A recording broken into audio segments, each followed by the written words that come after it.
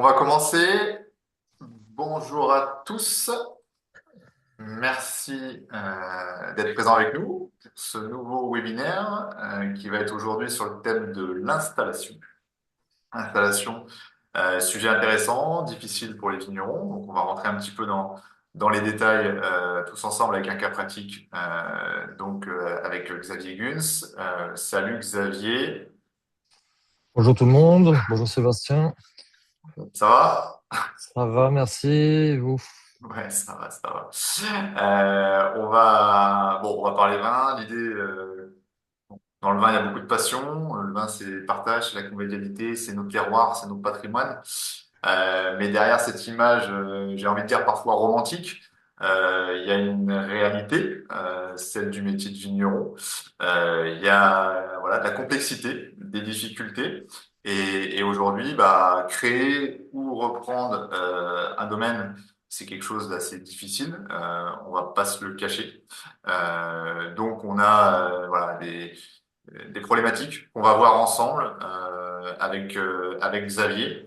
Je fais un petit rappel, comme toujours, avant d'ouvrir la visio. Donc, l'idéal, vous avez tous les micros coupés et je vous en remercie, euh, sauf Xavier. Donc, il y a un chat dans lequel vous pouvez poser vos questions. Donc, posez vos questions dans le chat. Nous, on les lira et on essaiera d'y répondre soit au fur et à mesure, soit on gardera un peu de temps en fin de webinaire pour répondre à chacune de vos interrogations. Voilà. Donc, merci à tous. L'idée, c'est que Xavier, je te donne un petit peu la parole pour commencer. Peut-être que tu nous expliques déjà, avant d'être vigneron, qui es-tu? Comment tu es arrivé là? Qu'est-ce qui t'a fait arriver à la vigne? Alors bonjour tout le monde, moi c'est Xavier.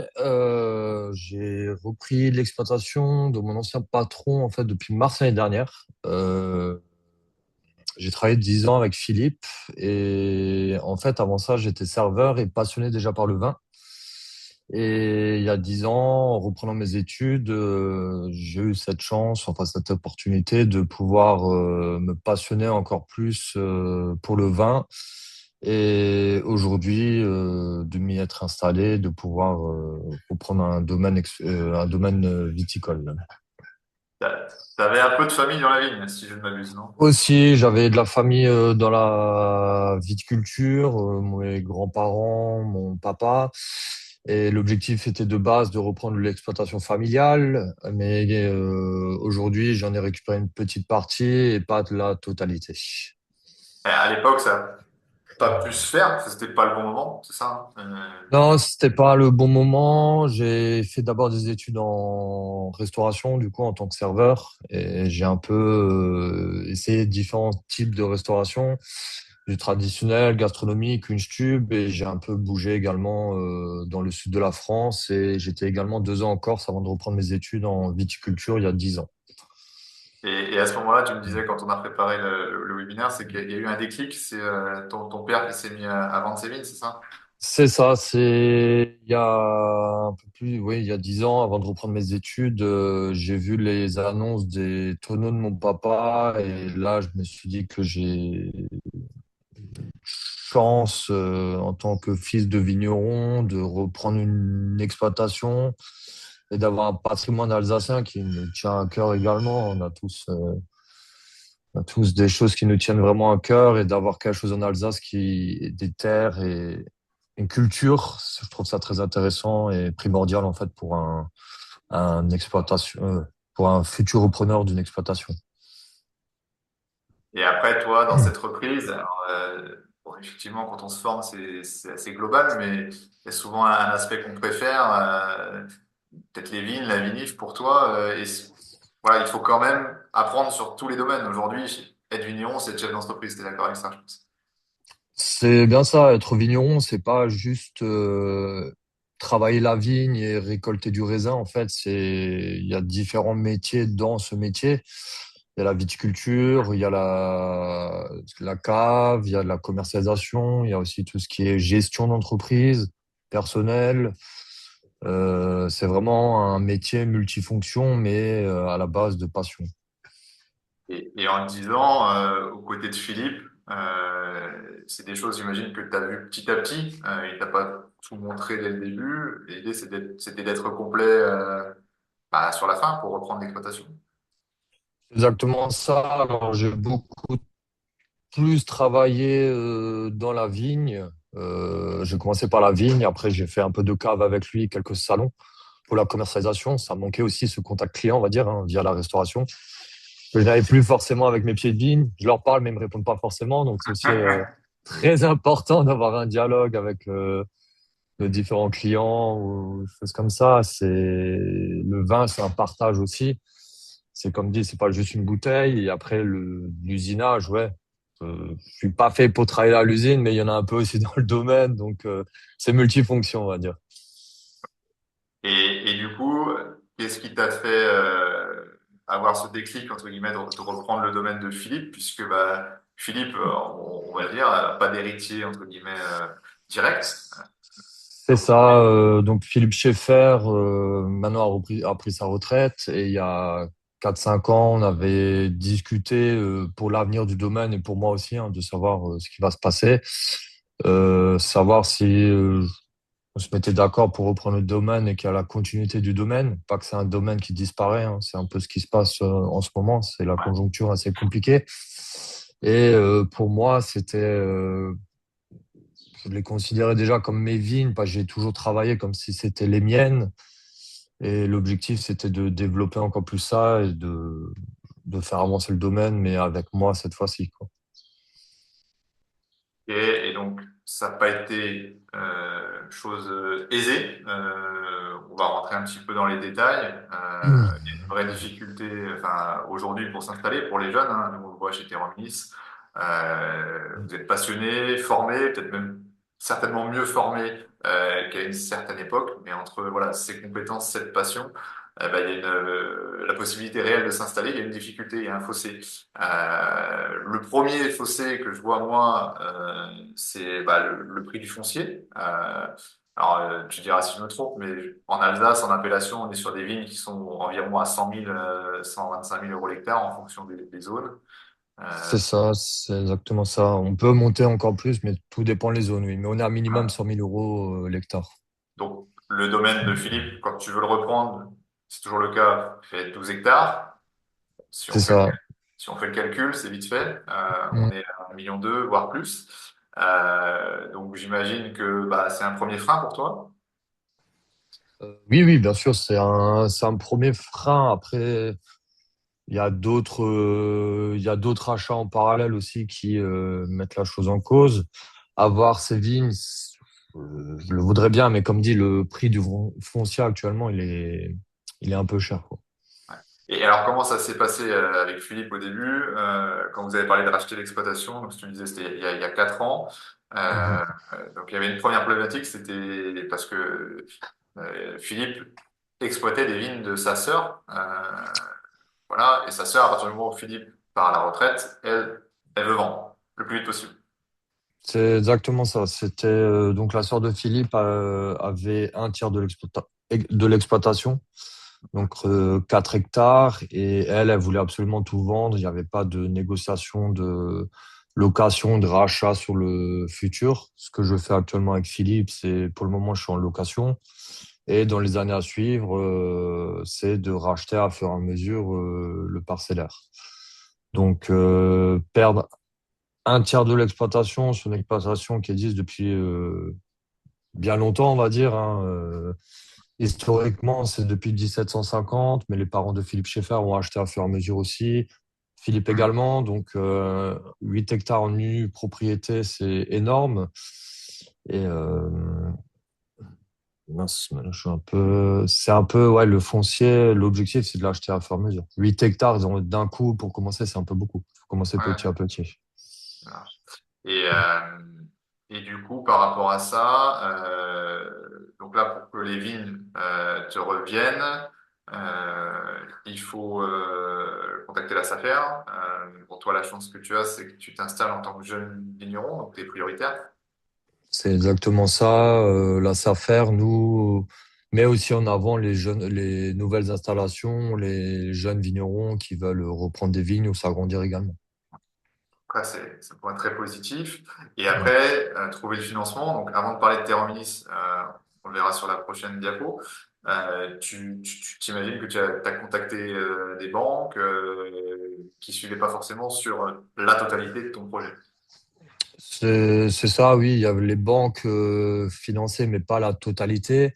Il Mhm. faut savoir qu'il y a eu le rachat de matériel qui a un coût, hein, entre le matériel viticole et vinicole, donc la partie cave et la partie vigne, plus le stock. Ça représente une grosse somme d'argent aussi, hein. Le matériel n'est pas non plus gratuit, hein. Ça a un coût également, hein. Chaque machine a son prix et son utilisation. Comme Mhm. c'est de l'occasion, c'est des crédits à court terme également. C'est pas du neuf, donc ça change aussi la donne au niveau de l'installation. Et Mhm. location de matériel, ça n'existe pas trop, c'est compliqué et il faut quand même avoir son matériel pour s'installer.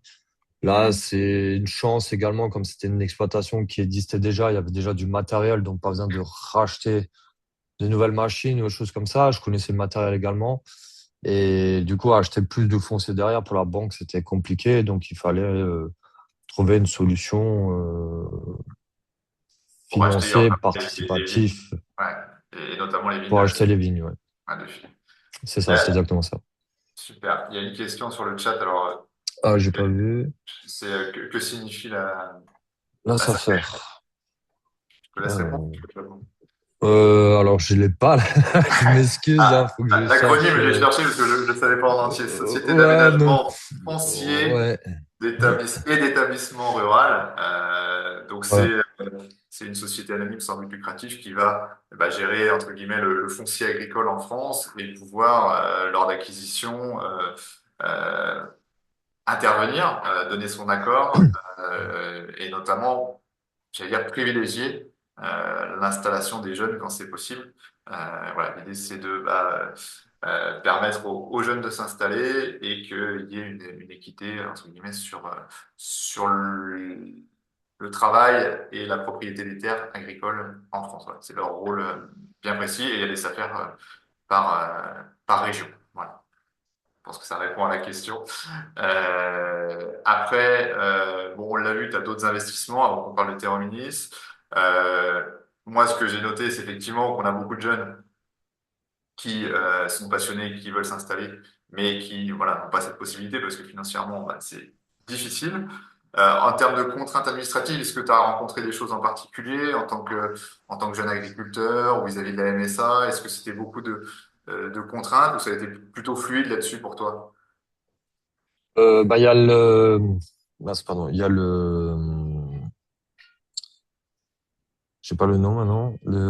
La Chambre d'agriculture qui nous aide à nous installer également. Donc, il y a un suivi. Après, je vais pas dire. Il y a les bases, mais il n'y a pas la totalité. Donc, il y a quand même de la recherche et il faut aussi savoir où aller, où s'inscrire, qu'est-ce qu'il faut faire, qu'est-ce qu'il faut pas faire.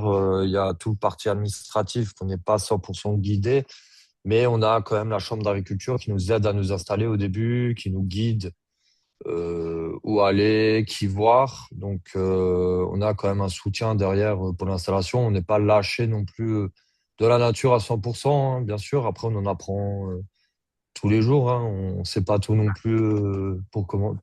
On sait pas tout pour tout de suite commencer. Donc, au jour d'aujourd'hui, j'ai encore des papiers, des inscriptions à faire, même au bout d'un an, quoi.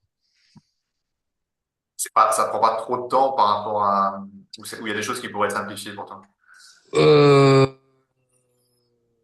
c'est un autre débat. Mais, mais oui, il y a des choses. Après, c'est un point de vue de chacun, hein. L'administratif, oui, actuellement, sur une exploitation viticole, ça représente beaucoup de temps. Et il faudrait à moitié une personne à mi-temps ou être la moitié de la semaine dans les bureaux parce que c'est tous les jours qu'on nous demande des papiers, des inscriptions. S'il faut suivre les réglementations qui changent chaque année, il y a les aides aussi, hein. Si on ne suit pas ça, on a aussi des avantages d'aide par rapport aux régions Grand Est ou l'Europe. Je veux dire, c'est tous les jours, il faudrait regarder ce qui se passe au niveau administratif, suivre. Puis pareil, il y a tout ce qui est fichier client, le suivi client en plus. Donc, ouais, la partie administrative représente aussi une grosse charge que je n'avais pas avant, que je ne Hmm. voyais pas forcément. Parce Ouais. qu'avant, je faisais plus de vignes, caves et salons. La partie administrative m'a quand même pas mal surpris. Je pensais Hmm. pas avoir autant de charges administratives derrière. Est-ce que tu t'aides d'outils particuliers? Est-ce que tu t'aides de l'IA, par exemple, des choses comme ça, ou c'est encore Non, enfin oui et non, on va dire, je l'utilise pour ma correction vocabulaire, on va dire plutôt. c'est déjà ça? Mais pardon? C'est déjà ça, c'est Ouais, déjà bien. ouais, ouais, c'est plutôt ça. Après, non, oui, quand il y a des choses que je trouve pas, je cherche d'abord sur les premiers sites qu'on connaît. Et après, oui, je peux m'aider de l'IA pour savoir où me guider ou vers où aller. Mais je ne suis pas encore de ce monde à utiliser l'IA tout le temps. Ouais, ça marche. Bon, Mm. on va passer à la diapositive suivante. Donc, l'idée, c'était effectivement de montrer toutes les difficultés que tu as et que toi, les autres jeunes viticulteurs et agriculteurs peuvent rencontrer en s'installant. Et du coup, il a fallu pour toi, on parlait de financement, il a fallu pour toi trouver un financement pour le foncier. Et ce qui fait que bah, tu as contacté donc Terra Minis. Alors, raconte-nous un peu qui a contacté, parce que je crois que c'est pas toi en direct, qui a contacté Non, Terra Minis. non, ce n'est pas moi qui ai contacté directement Terror Ministre, c'est Laura, ma conjointe. Ouais. Donc, on cherchait un peu. Il y a des entités que je connaissais par rapport à ça, des aides financières, mais c'était vraiment pas l'image que je recherchais. Et en fait, Laura a découvert Terror Ministre. Et en fait, c'est vraiment ce que je recherchais, ce lien entre ce côté associé, je peux pas dire investisseur, parce que c'est pas pour moi, vous n'êtes pas des investisseurs, vous êtes une deuxième famille, vous faites partie également du domaine, donc c'est vraiment toute cette image de cœur, hein, Collectif, ouais. collectif qu'il y a avec Taro Minis, qui est très important. Et c'est un lien entre mes associés actuels et moi-même, hein. On s'écrit quasiment toutes les semaines. J'ai quelqu'un qui m'écrit. Je donne des nouvelles tous les 2, 3 mois, enfin quand je peux. J'essaie de faire 3 mois maximum, mais si je peux tous les mois, j'envoie un petit mail tous les mois. Il y a Ouais. vraiment de la communication et un partage en fait entre les associés et moi-même. Donc c'est ce qu'il y a de Ouais, plus parce beau en que, fait avec Terra Minis. et à la base, voilà, même s'ils viennent, t'as besoin de financement de ton foncier, de racheter les vignes, donc c'était fait, voilà, en quasi-totalité sur les deux parcelles qui étaient à la sœur de Philippe. Voilà, on a un projet qui a été finalisé, on est sur un deuxième Mhm. actuellement. Voilà, exactement. On est sur le deuxième projet. Il reste une Euh, soixantaine de parts. c'est ça. Et par rapport à ça, enfin voilà, t'as le financement, mais t'as plus que ça en tout cas. Enfin, c'était déjà à la base la recherche quand Laura nous a contacté, c'est Mhm. d'avoir aussi des ambassadeurs avec toi qui peuvent mettre en avant tes vins, circuit de distribution. Je pense qu'il y en a qui viennent t'aider de temps en temps, mise en bouteille, des choses comme ça. Enfin, là, c'est des vrais moments que tu partages avec eux, quoi. Exactement. Ils sont, voilà, il y a des associés qui viennent pour différents travaux, on me le demande. J'ai eu des vendangeurs, il y en a qui sont venus pour les vendanges, mise en bouteille aussi. Et en fait, c'est pas juste une participation enfin, d'être associé, c'est vraiment un lien où on peut également venir directement sur place, voir le monde aussi viticole, hein, de découvrir et de partager en fait ces événements tous ensemble. Le travail comme la communication, c'est un moment de partage et de convivialité avant tout. Ouais, et ça, enfin, je me souviens l'an dernier, quand on a lancé le projet en décembre 2024, de C'est ça. mémoire. Donc, début 2025, sur le premier semestre, on a pas mal essayé d'aider au lancement du projet et on a beaucoup communiqué. On est même monté à l'hippodrome à Strasbourg-Heurt pour organiser un événement. Voilà, On a fait participer la SAFER locale, on a eu beaucoup de retombées de presse. Ça a été pertinent. T'es devenu un peu une star, non? Je crois que t'es passé à France 2, France 3, BFM. Oui, c'est exactement ça, même sur d'autres sur d'autres sites où j'étais pas au courant, mais ouais, il y a eu pas mal de communication sur mon installation, parce que c'est aussi du hors cadre, hein, comme je suis pas, c'est pas une installation familiale, c'est employé, enfin on appelle ça un hors cadre familial, donc c'est plus complexe, plus compliqué aussi pour s'installer, hein, ce qu'on disait. Donc ouais, ça a pas mal été médiatisé en montrant que même en n'étant pas issu d'une famille viticole ou de viticulteurs, de vignerons, on peut quand même s'installer aujourd'hui. Ça a pu créer un élan que t'avais peut-être pas imaginé quand tu nous as sollicité, quoi. Exactement, ouais, je m'attendais pas à ça, je m'attendais pas du tout à ça. Alors, j'ai vu qu'il y a une question. Euh,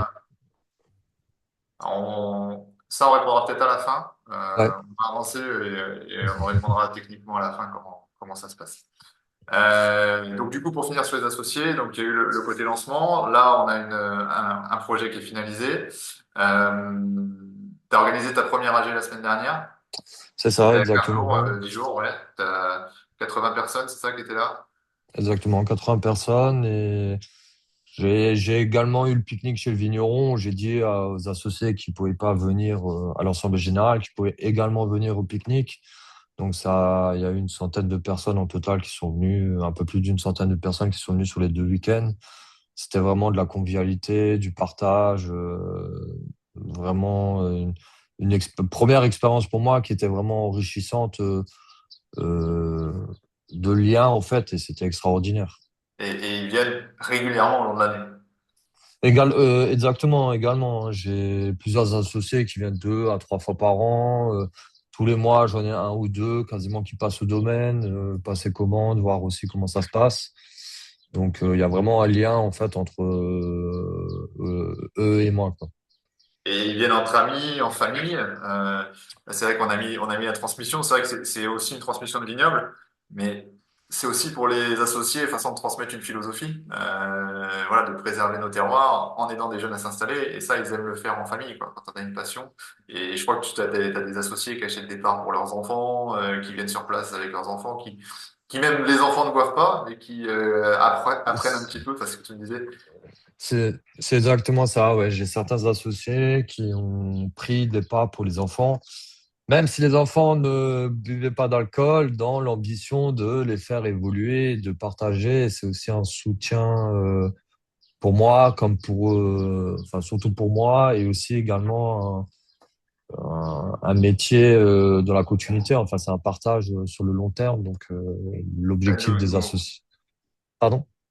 Je te coupe, pardon, mais Mm, effectivement, on le voit chez Terrominis.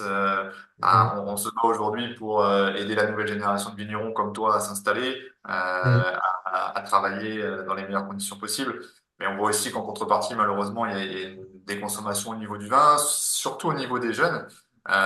Donc c'est important aussi de se dire qu'il faut transmettre ça aux nouvelles générations. Peut-être parce que bah voilà, il y a eu à côté du vin, on est trop élitiste ou quoi que ce soit.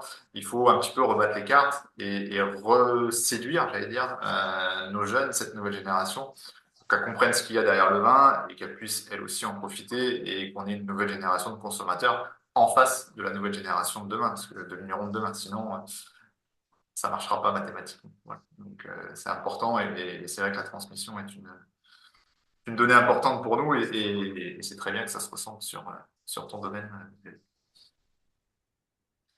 Bon, sans transition, on va parler un petit peu de ton domaine. Qu'est-ce que, une fois installé, toi, qu'est-ce que, du coup, tu as mis en place, maintenu, changé, pour faire face, bah, à ces évolutions, de consommation, voilà. Qu'est-ce que tu as mis en place? Alors, je vais déjà parler du domaine. Donc, en fait, ce que je disais, j'ai repris depuis mars l'année dernière, le Mhm. 1er mars. Donc, il y avait 12 hectares et demi que Philippe Schaeffer avait en culture bio depuis 2009. On est sur quatre communes différentes avec 70 parcelles quasiment. Et il y avait déjà une partie que j'ai travaillé en biodynamie depuis 2020. Ça, c'est mes crus d'Alsace, c'est les crus au domaine. Il faut savoir que actuellement on n'a pas de grands crus, mais on a des lieux-dits qui sont très valorisants et qualitatifs au domaine. Donc cette partie-là, on l'a fait en biodynamie depuis 2020. Ça, c'est moi qui la gère toute seule depuis 6 ans maintenant. Et depuis le 1er janvier, je me suis également agrandi. J'ai récupéré justement 2,5 hectares du côté familial. Donc là, j'ai une conversion bio à refaire. Donc c'est 3 ans de conversion et cela va me permettre en fait comment dire ça, c'est que actuellement on faisait un tiers, un tiers, un tiers. C'est-à-dire on livrait un tiers en raisin, un tiers on faisait en vrac et on vendait directement et un tiers on fait en bouteille. Donc Philippe Schaeffer, son marché était entre 20 et 25 000 bouteilles par an.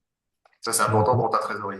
Ah. voilà, c'est important pour ma trésorerie d'avoir une rentrée d'argent, on va dire, permanente par Hmm. rapport à ce que je ramène au raisin et ce que je peux vendre en vrac. Et le fait de m'être agrandi me permet de ramener plus de raisins et de vrac et que moi, la valorisation en bio, je puisse la faire en bouteille. L'objectif cette année, c'est déjà d'augmenter en nombre de bouteilles, de monter entre 30 et 35 000 bouteilles. Tout dépend de la récolte, hein, on est dépendant de la météo à 100%. Donc, cela va me permettre de développer des nouveaux marchés parce qu'actuellement, on vend à 80% aux particuliers, donc des personnes de tous les jours, on va dire. On fait un peu d'export. J'ai gardé le fichier client de Philippe, donc on a 3500 bouteilles par an qui partent en Chine, Japon, Canada. Et le Hmm. reste, c'est un peu c'est du professionnel, des cavistes, des restaurants, des bars. Donc ça, en fait, l'objectif, c'est le fait de m'être agrandi, c'est de pouvoir plus développer. Parce qu'actuellement, les salons, il faut s'inscrire quasiment un an à l'avance. Hmm. Donc, je peux pas me permettre actuellement de faire trop enfin, de mettre en bouteille que ce que j'ai en vente par rapport à la trésorerie. Hein. Là, ça rassure aussi la banque d'avoir des contrats en raisin et en vrac, mais c'est sûr que la bouteille, c'est ce qu'on arrive à gagner un peu plus d'argent. Mais il faut savoir qu'il y a le stock, la bouteille, les bouchons, il y a tout ça en investissement et c'est de l'argent qui dort. Donc, c'est aussi un investissement avant vente. Il faut savoir qu'on a tous les cépages alsaciens, donc les 7 cépages. On a également du Savagnin rose, un cépage rare d'Alsace au domaine. C'est du Klevener d'Alligenstein. Donc ça, c'est un cépage, le Savagnin, qu'on peut uniquement planter dans ce village-là. Donc c'est également une chance pour moi d'avoir ça sur le domaine historiquement. Et on a également du chardonnay. On a une de nos plus vieilles parcelles des années 80 qui est déjà du chardonnay. Donc ça, on utilisait essentiellement pour faire du crément. Et cette année, justement, j'ai replanté du chardonnay parce que c'est un de mes cépages que j'aime aussi beaucoup. Donc je voudrais un peu plus développer le chardonnay en vin tranquille. Donc un vin tranquille, en fait, c'est pas un vin mousseux, si vous voulez. Le chardonnay est utilisé pour le crément, donc pour faire des bulles. Et quand on fait un vin sans bulle, on appelle ça un vin tranquille. Mais qui n'est pas dans le cahier de charge Alsace actuellement. Donc il va être déclassé en vin de France, mais c'est un choix pour moi de commencer à évoluer sur d'autres cépages. C'est comme la Syrah, l'objectif est d'en planter d'ici 2 3 ans. Avec le réchauffement climatique aussi, on commence à réfléchir à comment on peut développer les nouveaux cépages Hmm. et également notre vision de travail sur la vigne tous les jours. Chaque année, je ne vais pas travailler de la même façon et on réfléchit vraiment par rapport à ce réchauffement climatique, hein, on le voit. L'Alsace, on a quand même une palette de types de sols. On a tous les types de sols qu'il faut savoir en Alsace. Hein. Donc, différents où sont situées les vignes d'un village à l'autre, ça change. Même moi, de parcelles entre un chemin, une petite route, le sol n'est pas le même. Donc, les cépages ont été vraiment réfléchis à l'époque par rapport au type de sol, son exposition. Donc, on a vraiment une palette énorme, aromatique et structurale du vin. Il faut savoir également que souvent, au domaine, j'utilise qu'une seule parcelle pour faire un vin. Donc maintenant, comme dit, bon, je C'est suis du passé à boulot aussi. 60. Oui, c'est du boulot, c'est de la passion, c'est un terroir, c'est une façon de travailler, c'est voilà, c'est vraiment une philosophie à part. J'assemble pas toutes mes parcelles et je fais qu'une seule cuvée. Je peux avoir 3, 4, 5 Riesling différents parce que j'ai différentes parcelles. Après, si une année, je vois qu'une parcelle ne me convient pas pour faire une cuvée, je la prendrai pas et je ferai quelque chose de plus standard, fruité, léger. J'appelle ça les vins de fruits. C'est les vins de présentation à boire assez jeunes et des vins à partager. Et après, il y a la gamme terroir où on est vraiment sur une gamme aromatique et structurelle des cépages. Hmm. Et depuis l'année dernière, moi, j'ai lancé, enfin, ils vont bientôt arriver, des gammes prestige. Donc, c'est vraiment quelque chose qui est une parcelle que je vais travailler d'une façon pas comme on faisait à l'époque, donc plus la barrique, on a des œufs en grès, l'élevage plus long, des cuvées, là j'ai un pinot noir qui va arriver avec 250 bouteilles, un peu plus. Voilà, c'est pas grand-chose, mais c'est quelque chose de qualitatif derrière et c'est un peu le choix également de justement de faire des cuvées exceptionnelles, quand l'année, enfin, tout dépend des années, comme dit. Elles se ressemblent pas toutes. C'est pas, je vais pas faire les mêmes vins tous les ans. Ça, c'est pas ma philosophie non plus.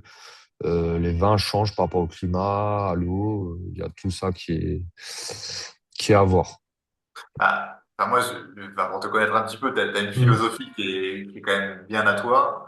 mm, L'idée, c'est quand même de préserver l'héritage des terroirs alsaciens, comme tu as dit, avec qui ont été plantés sur tel type de terroir. Enfin, ça a été réfléchi pour mm, attirer un petit peu la quintessence. Et aussi en apportant, j'allais dire, ta patte, ta nouveauté, pour faire face à ce monde du vin qui est en train de changer, qui se transforme. mm, Et pour l'évolution, j'allais dire, des habitudes de consommation. On parlait hier, tu fais des cuvées peut-être un peu plus jeunes, à boire plus jeune, alors que on a souvent cette image du vin alsacien où on est, sans être péjoratif bien sûr, mais sur le vin un peu de papy qu'on sort le dimanche. Voilà, comment est-ce que tu as eu une réflexion par rapport à ça? Comment tu as monté ta gamme de vin par rapport à ça? Alors ma gamme de vin, j'ai fait. Alors j'ai quand même essayé de suivre ce que Philippe Schaeffer faisait. Hein. Je voulais pas non plus changer tout du jour au lendemain. Je reste quand même sur des standards par rapport aux clients, de Ouais, savoir ce qu'ils veulent. Hein. Je peux pas venir du jour au lendemain. Ah non, moi je fais plus ça, je fais que mon vin comme je veux. Il en faut ouais, pour tout le monde. Donc, et on faisait déjà, par exemple, des vins nature, des vins orange.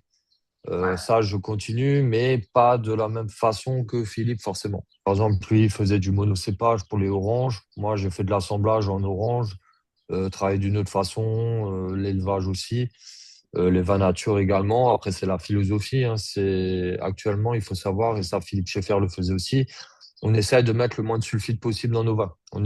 C'est pareil, on a pardon, excuse-moi. On essaye, on n'a quasiment jamais levuré nos vins. On a utilisé les vins qui étaient en fermentation pour, on appelle ça un pied de cuve. On prépare une première cuvée qui fermente et on le partage dans les différentes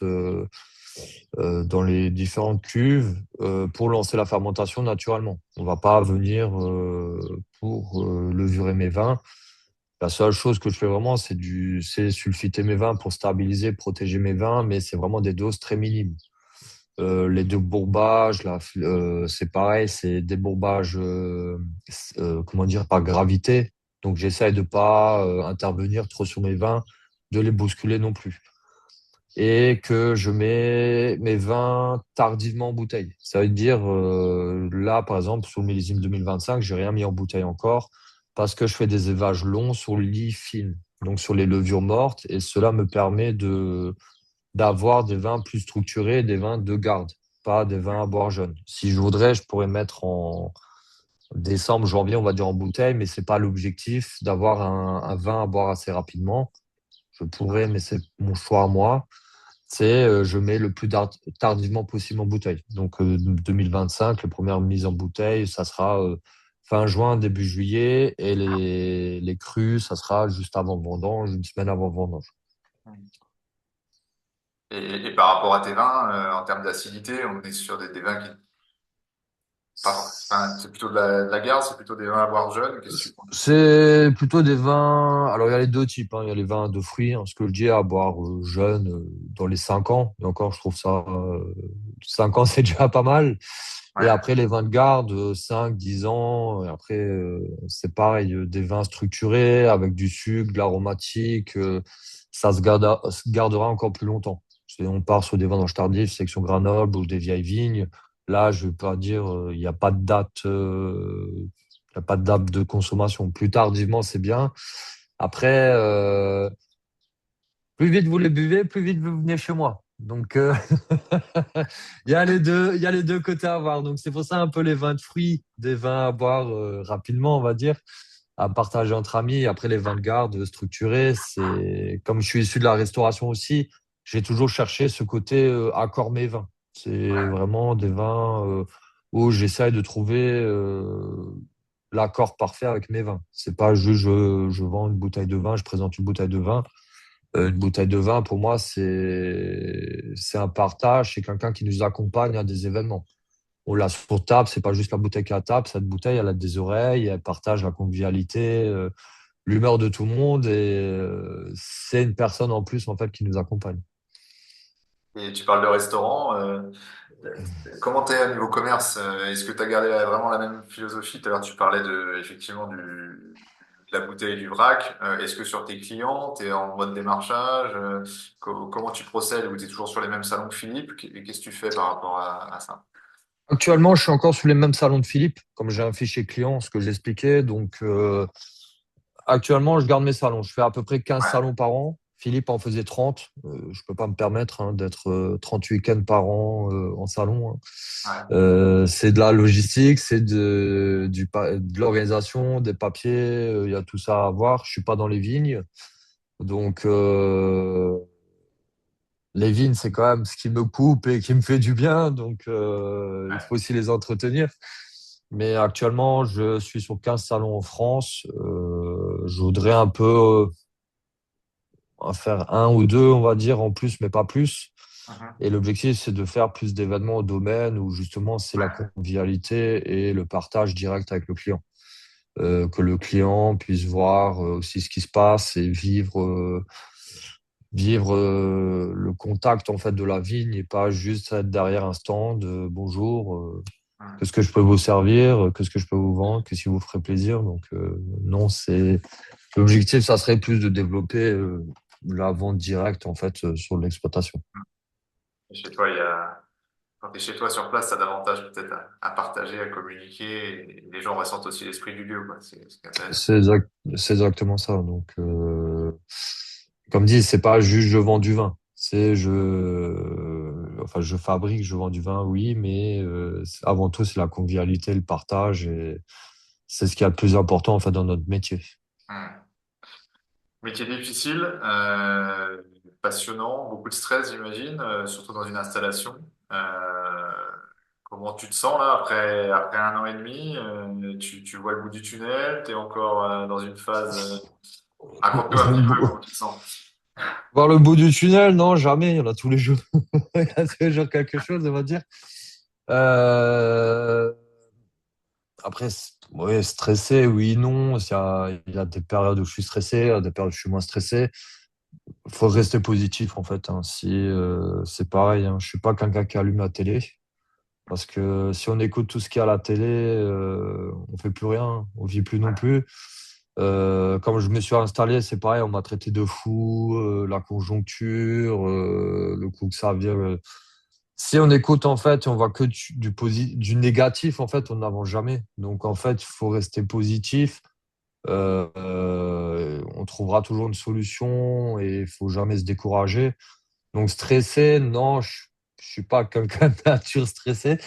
À part quand je fais des visios, on va dire, mais, mais sinon, non, ça va. Il faut rester positif, il faut s'entourer également des bonnes personnes. C'est le plus important également pour moi, hein, c'est d'avoir les bonnes personnes autour de soi. Oui, parce que t'as une équipe Euh, avec toi. Bah, j'ai un employé, j'ai ma compagne, je lui dis merci, hein, merci Laura. de me soutenir même si je viens à la dernière minute de temps en temps. Mais, mais ouais, des amis, la famille, les associés, il y a tout le monde qui est présent et c'est vraiment ce qui est le plus important dans notre métier, en fait. C'est ce qu'il y a derrière nous également, hein. C'est également ce qui est un peu, enfin, par rapport à moi, étant pas issu enfin, d'avoir une famille viticole, on va dire, présente.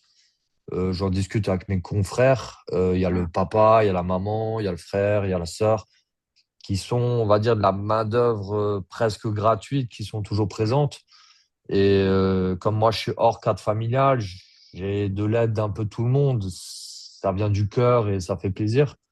Mais ceux qui n'ont pas la famille derrière être présent sur les vignes, c'est assez compliqué au niveau installation. Mais il faut pas se décourager et vraiment, comme je dis, faut être entouré des bonnes personnes autour de soi. Et c'est positif, ça, pour le collectif. Mm. C'est bien. Bon, et après, tout à l'heure, tu me disais, il y a quelques temps, là, il y a quelques minutes, tu disais ce qui motive aussi les jeunes, c'est préserver les terroirs, préserver le patrimoine, donc patrimoine alsacien pour toi. C'est Euh, ça. c'est fondamental. Alors moi, je parle pour terministe, le patrimoine viticole français en général, mais il faut se dire que bah, dans les 10 prochaines années, on a 60% des vignerons qui vont partir à la retraite. Donc, il va falloir aider les jeunes à s'installer face aux problématiques financières qu'on vient de parler. Il y a des vraies problématiques. Alors, c'est pas ton cas, mais il faut. Tu parlais de familles vigneronnes. Donc, effectivement, sur des familles vigneronnes, il y a des problématiques de succession. Donc ça, voilà, les droits de succession. On est en France. Je ne rentre pas dans les détails, mais voilà, c'est des choses qui sont bah, bloquantes pour transmettre plus facilement les domaines, même s'il y a des solutions alternatives. L'idée, pour toi, Xavier, l'idée, c'était de risque. Enfin, le risque, c'était de perdre, de morceler le domaine, perdre l'employé. Il y avait tous ces risques-là. Ouais, il y a tout un enjeu, hein, de nos jours. Il y a beaucoup d'exploitations qui arrêtent. C'est une pardon, excuse-moi, identité de l'Alsace, hein. Je dis ça de l'Alsace, hein. Je parle aussi des autres régions. Avoir un vignoble et une structure viticole, c'est un patrimoine, c'est une histoire. On n'est pas du jour au lendemain non plus, hein. C'est quelque chose qui date de génération en génération. Et actuellement, oui, s'installer hors cadre familial, il y a des difficultés, mais comme dit, il y a des entités qui sont présentes pour nous aider à accompagner. Actuellement, oui, il y a de moins en moins d'exploitations, de repreneurs. Il y a la peur, la conjoncture. Il y a différents cas, hein. Chaque famille, chaque Ouais. situation a un cas différent. Mais s'installer, on pourra toujours le faire. Après, c'est pas nous qui décidons à 100% non plus, hein. Il y a les banques, Hmm. on, on Oui, mais si tu as un sécurise. projet viable et solide, c'est pertinent de t'entourer, comme tu le disais, trouver des solutions. Moi, ce que tu me disais hier, c'est si tu n'avais pas eu Terra-Ministre, tu n'aurais pas pu racheter les vignes de la Saint-Philippe et tu n'aurais pas pu Oui, arrêter clairement, le projet. c'est un tiers de l'exploitation qui sautait. Donc, le 12 hectares, c'est 8 hectares. Hmm. Je perdais 3 cépages, par exemple, des contrats qu'on avait. C'est également quelque chose que je travaille depuis 11 ans, enfin 10 11 ans. Donc, perdre la valeur du travail qu'on a eu pendant tout ce temps-là, ça fait mal. Pour Philippe également, hein, historiquement, ce que je dis, c'est un domaine qui est là depuis 1750. Vous imaginez 300 ans presque, enfin un peu moins de 300 ans d'histoire qui s'efface du jour au lendemain. Je trouve Hmm. ça triste et dommage, que ce soit Ouais. Philippe ou pour un autre.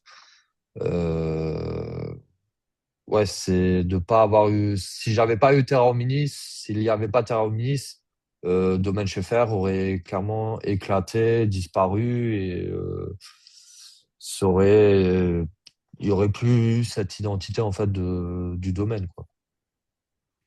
Ça aurait été dommage. Ouais. C'est ça, c'est exactement ça. Après, il y en a, ça arrive tous les jours, hein, enfin tous les jours, tous les ans. Il y a des domaines qui disparaissent, hein.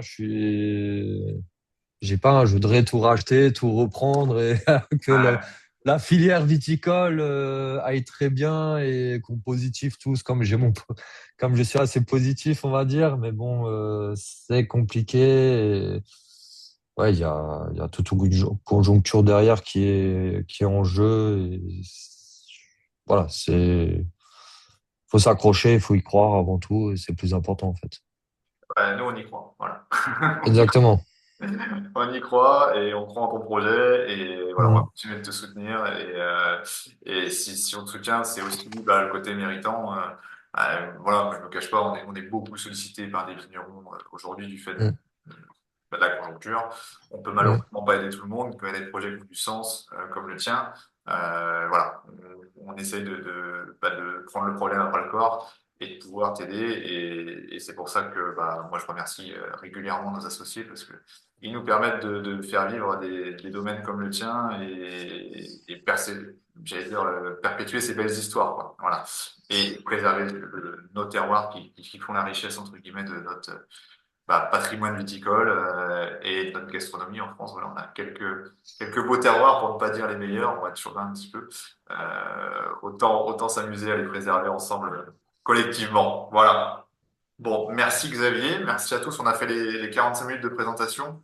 On va passer aux questions. Donc, n'hésitez pas à poser vos questions dans le chat. On va les lire une par une. Alors, il y a une question un peu technique pour venir t'aider, Xavier. Comment ça se passe au niveau de l'assurance? Alors, je vais répondre, tu vas compléter. Bon, je pense que l'idée, c'est de contacter le vigneron pour voir ce qu'il peut proposer. Après, on n'est pas dans une logique de salariat. L'idée, c'est plutôt de faire une expérience touristique. Voilà, on va pas. Il y a une assurance no tourisme pour répondre techniquement à la question. Mais voilà, l'idée, c'est pas de rentrer dans le salariat quand Xavier, entre guillemets, ou un autre vigneron organise des journées comme ça, il n'attend pas il attend de l'aide, du soutien et pas une prestation salariée qui pourrait être une prestation payée. Voilà, c'est un peu l'idée. Je sais pas si tu veux ajouter quelque chose, Xav, là-dessus. Non, c'est exactement ça. C'est pardon, c'est le no tourisme, hein, à part pour les vendanges, bien sûr. Là, par contre, je déclare. Hein, là, Oui, ça c'est vendangeur, hein. c'est les vendanges, c'est de la déclaration. Le reste, pour une journée, choses comme ça, il y a les assurances, il y a les situations no tourisme. Donc voilà, c'est pas du travail dissimulé, quoi. C'est vraiment du partage Ouais. et puis ça reste le no tourisme, comme on dit. Est-ce qu'on a des questions sur l'installation de Xavier en particulier par rapport à ce qui a été dit, peut-être ce qui n'a pas été dit ou oublié? Surtout, n'hésitez pas, on est là pour y répondre.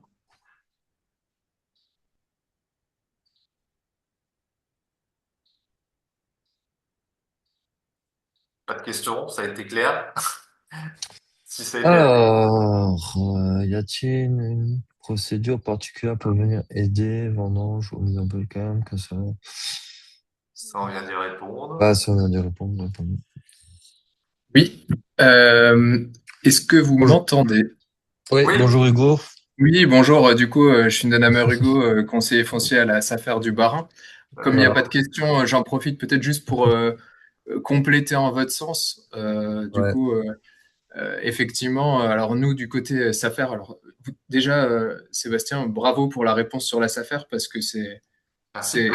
c'est très bien résumé. Voilà. Et, euh, alors, concernant, du coup, effectivement, de notre côté, la découverte de Terra Hominis, parce que c'est le premier dossier Terra Hominis sur l'Alsace. Oui, c'est vrai. De même, on a été vraiment, du coup, agréablement surpris par cette solution, finalement, de financement participatif. Et je compléterai aussi sur, je dirais, la proposition assez globale que fait Terra Hominis aux porteurs de projets, dans à la fois, effectivement, l'accompagnement sur le portage, mais aussi bah, on- euh, Xavier l'a aussi expliqué sur la commercialisation, sur l'animation et autres éléments qui est, on va dire, souvent moins développé chez Ouais. d'autres investisseurs. Et donc aujourd'hui, clairement, ça nous fait plaisir aussi de voir que ça continue en ce sens, de par cette visio, mais aussi de par les différents événements que vous avez cités, quoi. Donc voilà, simplement un petit complément positif aussi à ajouter à cette visio. Ah bah, merci Hugo. Et ouais, effectivement, pour rebondir, alors c'est le fait d'être société à mission peut-être, mais l'idée c'est pas de s'arrêter à juste être un agent immobilier, si je puis dire, où on achèterait des lignes et on les revendrait à nos associés. L'idée effectivement, c'est d'accompagner nos projets sur le long terme et au-delà, parce que même quand on finit les projets, l'idée c'est de proposer un accompagnement aux vignerons sur le long terme. Donc, on va organiser des événements un peu partout en France où on les fait venir. L'idée, c'est qu'ils puissent vendre leur vin, se faire connaître dans des régions peut-être où ils n'ont pas d'associés ou alors qu'ils viennent à la rencontre de leurs associés. On organise des fêtes, des balades. On a lancé un caviste en ligne, Gabriel, un ancien collaborateur qu'on a aidé à s'installer, qui Mm. permet aussi de vendre les bouteilles des vignerons Terrominis aux associés Terrominis à des tarifs remisés. Voilà, l'idée c'est toujours de continuer ça. On a une communauté d'associés, de vignerons qu'on aime à faire vivre. Et le mot qui résume le plus, c'est le collectif. On en a parlé tout au long de la visio. Et c'est important de pouvoir collectivement aider des projets comme celui de Xavier. Donc oui, ravi d'être. C'est vrai que j'ai pas précisé que c'était premier projet qu'on faisait en Alsace. Et il y en aura certainement d'autres. Et voilà, l'idée nous, c'est de préserver les patrimoines viticoles à travers la France. Comme je disais tout à l'heure, sans être chauvin, on a les plus beaux terroirs. Donc autant s'amuser à les préserver tous ensemble. Et merci Hugo pour l'intervention. Est-ce qu'on a eu d'autres questions sur le chat? Non, personne? Ah, si, Jean-Marc, vous aviez évoqué les aspects administratifs très contraignants. Avez-vous connaissance de structures en capacité d'aider les vignerons, comme cela existe dans d'autres secteurs, Xavier? Euh, il y en a, oui, qui existent. Je n'ai pas encore, on m'a donné des pistes à gauche, à droite. Après, c'est un peu moi qui fais des caprices également, qui veut être dépendant, hein.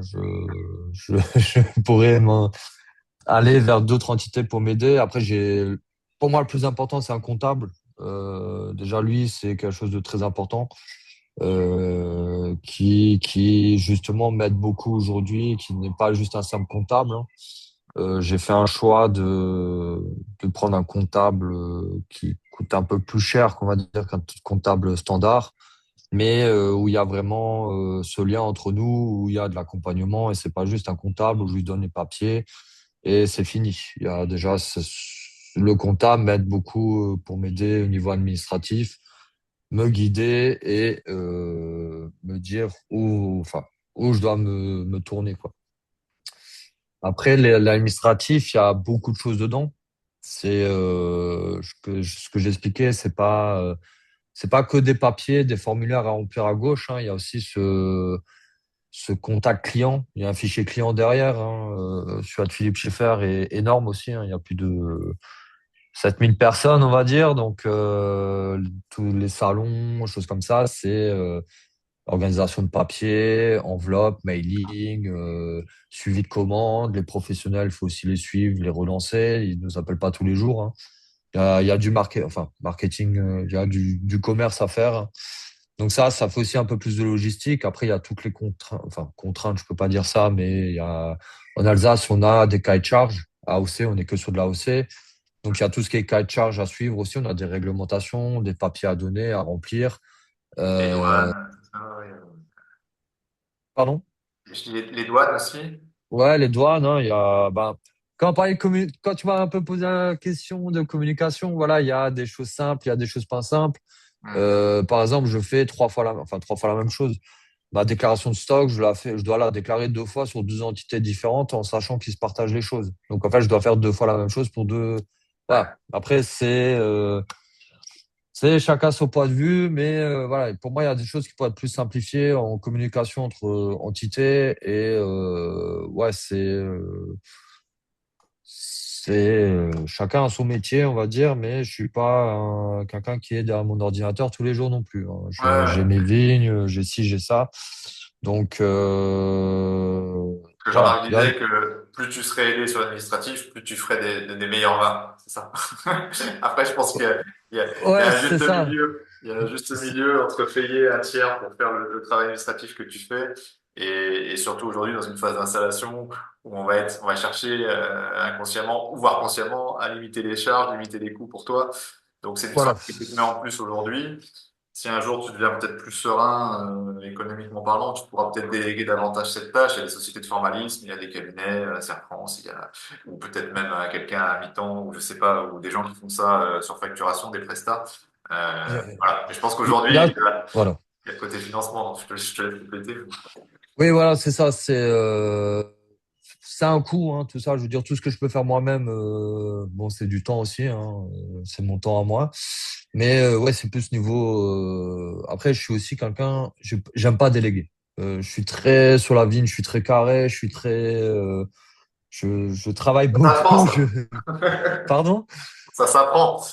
Ouais, ça s'apprend, mais je suis très très carré, très droit. Je suis très minutieux sur la vigne. Enfin, sur tout ce que je fais tout le temps. Enfin voilà, je suis très minutieux. Je n'ai pas envie de donner à quelqu'un pour faire pour faire. Ça, c'est pas du tout mon truc.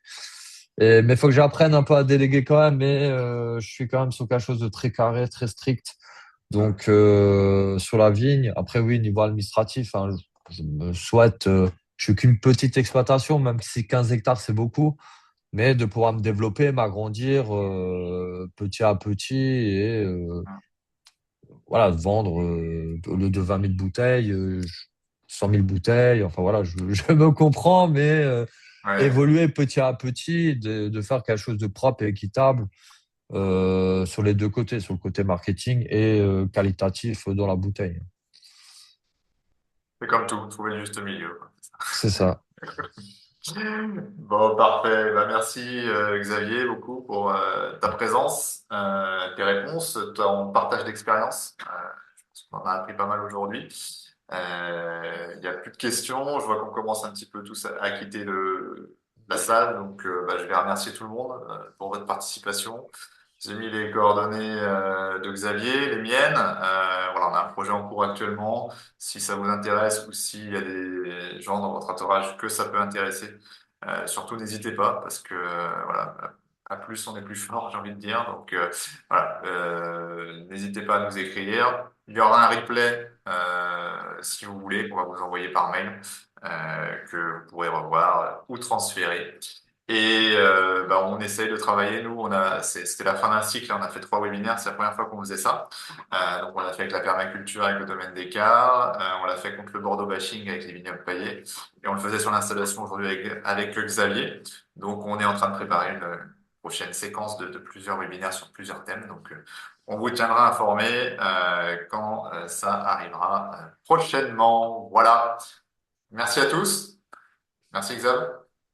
Merci à vous, merci de m'avoir écouté. J'espère que vous en avez appris des choses et que c'est un bon partage tous ensemble. Donc, merci à vous. Je souhaite, peut-être on se reverra, on ne sait pas. Je le souhaite. Je souhaite une bonne journée, un bon appétit à tout le monde. Allez, merci tout le monde. Au revoir. Merci. Au revoir.